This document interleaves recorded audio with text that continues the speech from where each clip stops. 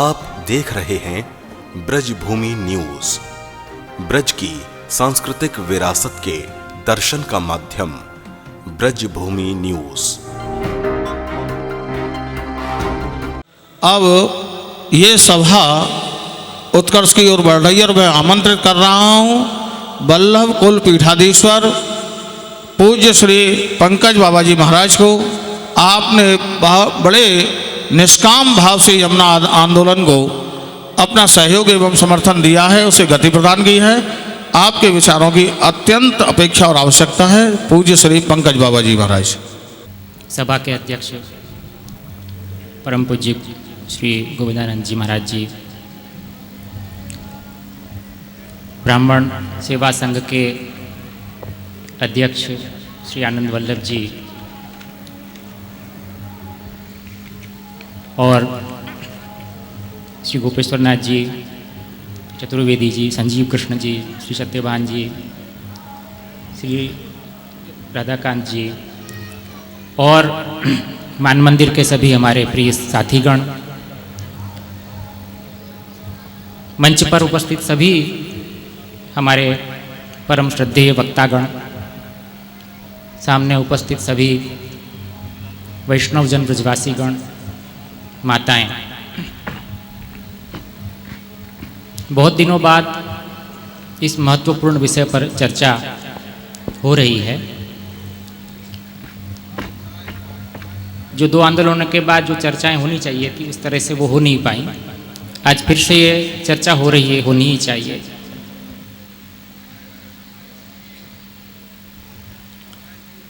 आंदोलनों के समय जो कुछ हुआ वो हमारे परम प्रिय संजीव जी ने कहा कि जब पहला आंदोलन हुआ था, सत्ताधारी पार्टी वर्तमान में जो थी उस समय हमारे साथ थी। पूरा आंदोलन दिल्ली पहुंचा था तो दिल्ली अध्यक्ष ने स्वागत किया। हम पार्टी अध्यक्ष के कार्यालय में गए, सुषमा जी के केंद्रीय अपने संसद के कक्ष में गए। विपक्ष की वो उस समय नेता हुआ करती थी। बड़े ही भावपूर्ण हृदय से उन्होंने कहा कि मेरा ये सपना है कि गंगा यमुना कल कल बहे। जब हम सत्ता में आए, सत्ता में भी आ गए, कुछ हुआ नहीं। हमें अपेक्षा थी कि कुछ होगा क्योंकि सारी बीजेपी उस समय हमारे साथ थी। मैं खुल के कहता हूँ, मुझे कुछ बीजेपी से प्रेम या कांग्रेस या इससे प्रेम नहीं, जो सत्य बात है, हकीकत है, वो मुझे कहनी चाहिए। काफी अच्छा हो रहा है काम, देश आज अच्छा चल रहा है, लेकिन यमुना जी के विषय में तो कुछ भी नहीं हो रहा है। ये मैं स्पष्ट शब्दों से आपके सामने अभिव्यक्त करता हूं। चाहे वो यूपी सरकार की ओर से हो या केंद्र सरकार की ओर से हो, हमें तो यमुना जी के विषय में जो कुछ हो रहा है उससे जरा भी संतुष्टि नहीं है। इसीलिए 15 में आंदोलन हुआ कि भाई आपने जो कहा था, 14 में आप लोग आ गए। सुषमा जी ने उस समय बड़ा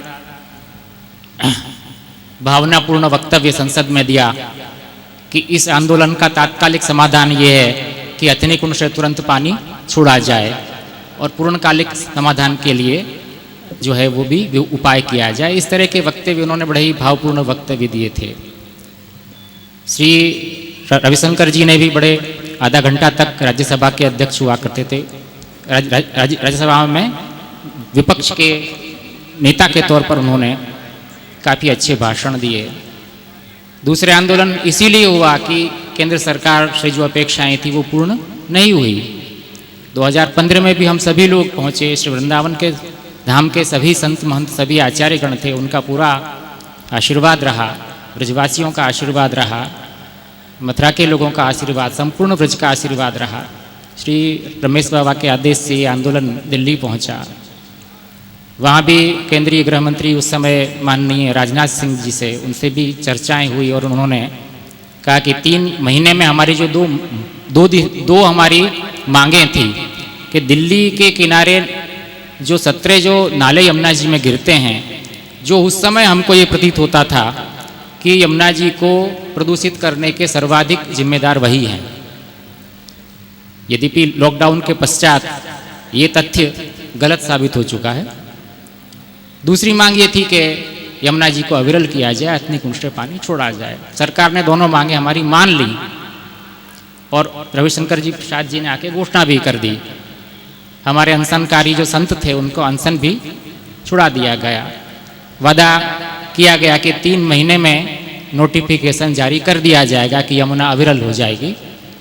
कोई भी बांध यमुना जी को एक मात्रा में उसको पानी छोड़ना ही होगा, चाहे वो राज्य के अधीन हो, चाहे वो किसी भी राज्य, क्योंकि राज्य पानी जो है वो राज्य का विषय होता है, किंतु उसको एक निश्चित प्रवाह में प्रवाहित करना ये केंद्रीय पर्यावरण मंत्रालय के अधीन होता है।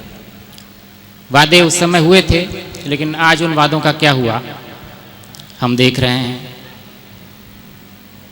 एक मीटिंग अभी कुंभ के उद्घाटन के समय हुई थी, मैं भी उसमें था।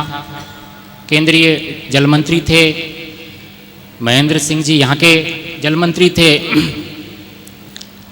कोई सार्थक वार्ता हो नहीं पाई। उन्होंने जो कुछ कहा हम लोग उससे बिल्कुल भी संतुष्ट नहीं हैं। उन्होंने ये कहा कि दिल्ली में हम इतना अच्छा एसटीपी प्लांट बैठाने जा रहे हैं जिससे पानी अत्यंत शुद्ध हो जाएगा, अर्थात वही मलमूत्र हमको शुद्ध करके पिलाने की योजना केंद्र सरकार की है। हथनी कुंड से पानी की बात आज नहीं उपलब्ध होगा, जब ऊपर बांध बन जाएंगे तब उपलब्ध होगा। अब ऊपर बांध 20 साल से चल रहे हैं, कांग्रेस के जमाने से वो बातें हो रही हैं, कब बनेगा कोई निश्चित नहीं है। अर्थात वही अधर में जो लटकी हुई स्थिति जो पहले थी, आज से 8 साल पहले, वही स्थिति आज है। जो सार्थक प्रयास सरकार की, क्योंकि सरकार ही इस काम को करने में समर्थ है।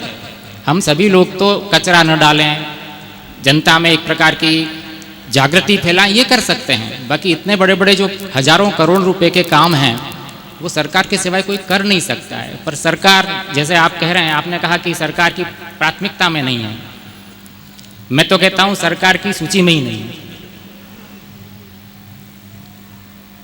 चाहे किसी को बुरा लगे, चाहे अच्छा लगे, चाहे भला लगे, जो सत्य बात है, हकीकत है, वो मैं आपके सामने व्यक्त कर रहा हूं, जो मुझको लगता है। हो सकता है मैं कुछ गलत हूं तो आप लोग मुझको बताएं।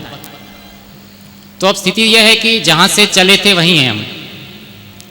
चाहे वो मथुरा वृंदावन के जैसे हो नाले, उन्होंने कहा कि कोसी ड्रेन, जो वृंदावन से भी अधिक पानी कोसी ड्रेन से आता है, उसके लिए कोई व्यवस्था ही नहीं है।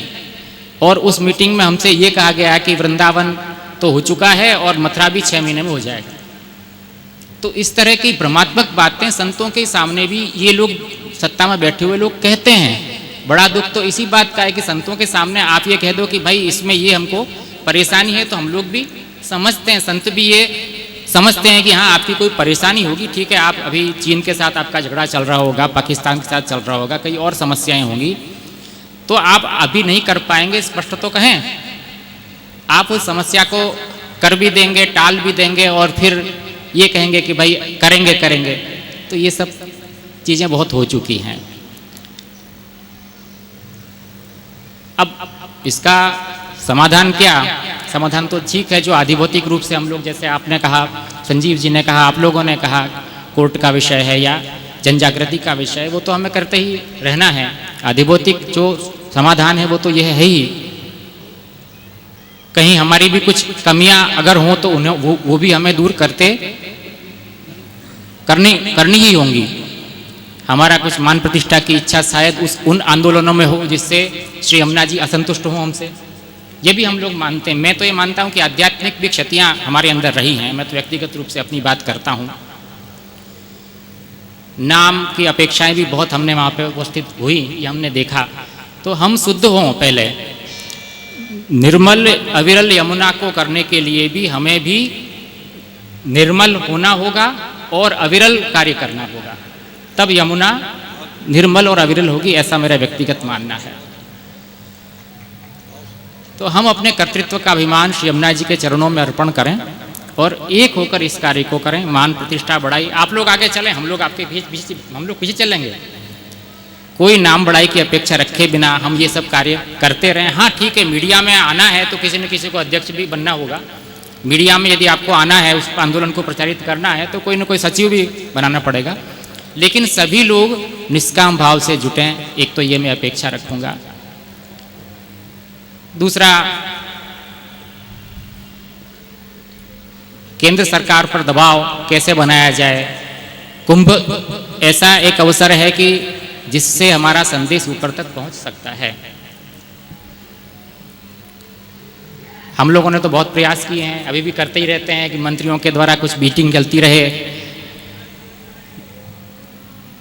लॉकडाउन के बाद एक प्रदूषण के बारे में एक दृष्टिकोण में बदलाव ये आया है कि अभी तक हम लोग ये समझते थे कि दिल्ली ही यमुना जी को प्रदूषण करने के लिए 80% जवाबदार है, लेकिन लॉकडाउन के बाद ये साबित हो चुका है स्वयं केंद्रीय जांच एजेंसियों के, प्रदूषण जांच एजेंसियों के द्वारा और हमारे अभियान के द्वारा जो जांच हुई उनके द्वारा कि दिल्ली सबसे बड़ा प्रदूषण कारक यमुना जी का न होकर जो औद्योगिक इकाइयाँ हैं वो ज़्यादा प्रदूषण करने में कारण हैं, चाहे वो यूपी की हों चाहे वो हरियाणा की हों। ये दो सरकारों में ही ज़्यादातर इंडस्ट्रियाँ हैं, नोएडा, फरीदाबाद इत्यादि स्थानों पर जो फैक्ट्रियाँ हैं। तो हमारा ये जो मीटिंग करने का उद्देश्य था, वहाँ ये उद्देश्य था कि अब जिम्मेदारी प्रदूषण दूर करने की दिल्ली के ऊपर कम है और यूपी और हरियाणा सरकार के ऊपर अधिक है। उनके अधिकारी भी हमसे ये कह रहे थे कि हाँ आपकी बात सही है, लेकिन जब मीटिंग हुई तो उन्होंने इस बात को बिल्कुल मानने से इनकार कर दिया कि यूपी और हरियाणा जिम्मेदार है। वो कह रहे थे कि दिल्ली जिम्मेदार है, जबकि उनके सचिवों से हमारी पूर्व अनौपचारिक वार्ता हो चुकी थी, उसमें वो ये स्वीकार चुके थे कि नहीं आप जो कह रहे हैं सही है। तो इस तरह की बातों सोचकर दुख भी आता है, दुख भी होता है, क्रोध भी आता है कि भाई आप हिंदुत्ववादी सरकार हैं, कहने को है क्या, आपको यमुना का काम करना चाहिए, प्राथमिकता से करना चाहिए। उस समय विपक्ष में थे तो आप हरियाणा से हथिनी कुंड से पानी की बात करते थे और आज आप कहते हैं कि पानी नहीं है। इस तरह तो हिंदुत्ववादियों के साथ छल नहीं होना चाहिए। हम लोगों के साथ छल हो रहा है, मैं तो ये कह रहा हूँ कपटपूर्ण व्यवहार हो रहा है। ठीक है, आज मोदी सरकार, योगी सरकार अच्छा काम कर रही है, बहुत अच्छा काम कर रही है और क्षेत्रों में, लेकिन इस क्षेत्र में तो उनका कार्य मुझे बिल्कुल भी जो संतोषजनक प्रतीत बिल्कुल नहीं हो रहा है। तो आप लोगों से ये अनुरोध है कि इस विषय में हम लोग क्या करें, क्या कर सकते हैं। आंदोलनात्मक गतिविधि करनी हो तो उसके लिए भी हम लोग हैं, तैयार हैं, और गोष्ठी वगैरह करनी हो, पदयात्राएं करनी हो, दिल्ली में जाना हो, अमेरिका में जाना हो, यमुना जी के लिए कुछ भी जो कुछ करना हो आप लोग बताएं। आप लोग जो जिस तरह का आंदोलन चाहते हैं हम लोग आपके साथ रहेंगे हमेशा। और बस इतना कह के मैं अपनी वाणी को विराम करता हूँ। कुछ भावावेश में कुछ अतिरेक हो गया हो तो क्षमा करेंगे। धन्य धन्य ब्रज भूमि के तूने चरण चिन्ह यहाँ डाले, भाग्यवान है कृष्णा तेरे देश में रहने वाले। मैं ब्रज को रसिया ब्रजवासी, मेरो मन कान्हा को दास, आत्मा राधे की दासी। बिरज की बोली मिठलौनी जी, बिरज की बोली मिठलौनी, और ब्रज भूमि सी भूमि जगत में और नहीं होनी। तो ये जो ब्रज भूमि है, इसकी अगर आप लीलाएं देखना चाहते हैं और इनकी चीज़ें देखना चाहते हैं तो देखते रहिए ब्रज भूमि न्यूज़। मुक्ति कहे गोपाल सो मेरी मुक्ति बताए, ब्रज रज उड़ मस्तक लगे, मुक्ति मुक्त है जाए। चारों धामों से निराला ब्रज धाम और उसकी विरासत, संस्कृति, खान पान, रहन सहन का जीवंत माध्यम ब्रज भूमि न्यूज़ यूट्यूब पर, जहां नित्य ठाकुर दर्शन, संत महंतों के आशीष वचन, भावपूर्ण भजन, ठाकुर रासलीला के नित्य दर्शन, आध्यात्म पर चर्चा और आपकी जिज्ञासा के उत्तर, साथ ही मुख्य आयोजनों का सीधा प्रसारण यूट्यूब चैनल के माध्यम से। आप जुड़ें ब्रजभूमि न्यूज़ से और ज़्यादा से ज़्यादा इस चैनल को सब्सक्राइब करें। आनंद लें ब्रजभूमि न्यूज़ का। यमुना का किनारा हो, प्रीतम प्यारा